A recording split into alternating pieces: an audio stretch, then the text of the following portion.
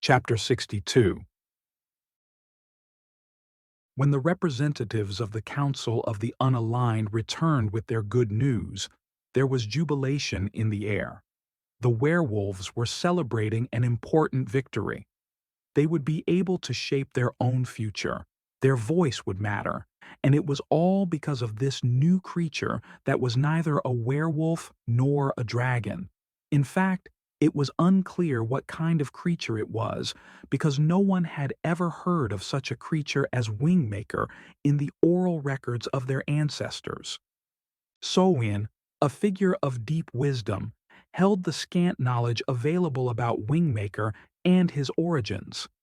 This enigmatic being belonged to an ancient race, whispered to be the architects of life itself. They were believed to be the prototypes, the very essence that birthed the diversity of life forms across the cosmos. They were the template, the roots of the tree of life that gave form to the formless. Wingmaker was a popular entity at the werewolves' celebration. Scores of werewolves surrounded this enigmatic figure, clamoring to hear the tale of how he defied the queen, dodged the relentless assaults of Obsidian, and ultimately compelled the queen to acquiesce to their demands. One who reached his hand into the throng and pulled Wingmaker aside. "Can I speak with you?" Of course. Wingmaker replied, glad for an excuse to leave the crowd of werewolves, who by that time numbered in the hundreds. The two walked toward the beach. It was late afternoon. The sun had warmed the sand to a perfect temperature, and it felt good to walk along the beach beside the sea. "First of all, I want to congratulate you on bringing the immovable object, the Queen, to our table. It is all we could hope for. So, on behalf of all werewolves, thank you." Wingmaker glanced at one who, as they walked. Where is your whisperer? I thought you two were inseparable. "No, we are independent. The Whisperer is not feeling himself. He's resting." One who cleared his throat. "I heard you say that you told the Queen that as long as she stays in this world, you will be in this world too. Is that true?" I said that. "Do you know what you will do?" I will be on the council. "That's very good. It will be our honor to have you join the council." You must ask me. Wingmaker said. "Yes, well, we will, I can assure you." No. I mean, you must ask me. One who tilted his head slightly and slowed his pace. "Ask you to do what? To join the council? Yes, yes, of course. Will you join our council?" That was not the question I was suggesting. I already told you I will be on the council. One who stopped walking, touching Wingmaker's forearm and pulling him to a stop as well. "What are you saying?" He asked with one long sigh. I can feel you have a question, and I know it is not about the council, because I already told you I will be on the council. So I am saying, what is the question you have that is hiding in your mind? The one you are afraid to ask because to do so is an admission that your whisperer is dying? One who turned away to look out at the waves. He walked a few steps to the wet sand, turning his back to Wingmaker. "I guess I'm not ready to ask that question."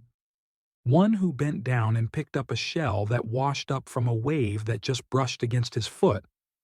"The things that wash up on this shore are complete mysteries to us. We werewolves are afraid of the sea, every one of us. Yet we love to walk alongside it and find the treasures it brings us. Our homes, if you ever go inside one, are littered with seashells, coral, and rounded stones polished by thousands of waves." Where did the fear of water come from? Wingmaker asked, staying a few meters behind him. "I don't really know. Why do some birds dive into the water and others walk the forest floors?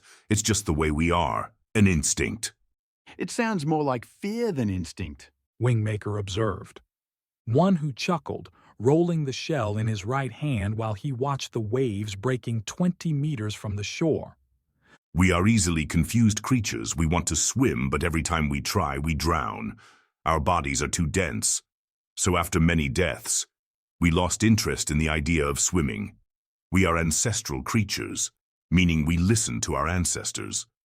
They tell us what we can do and what we should not do." How do they tell you this? Wingmaker asked, his curiosity piqued. Sun Moon is our shaman. She is responsible for our connections to our ancestors. She could probably tell you in greater detail than I, but I will tell you this much. Our ancestors do not recommend that we swim.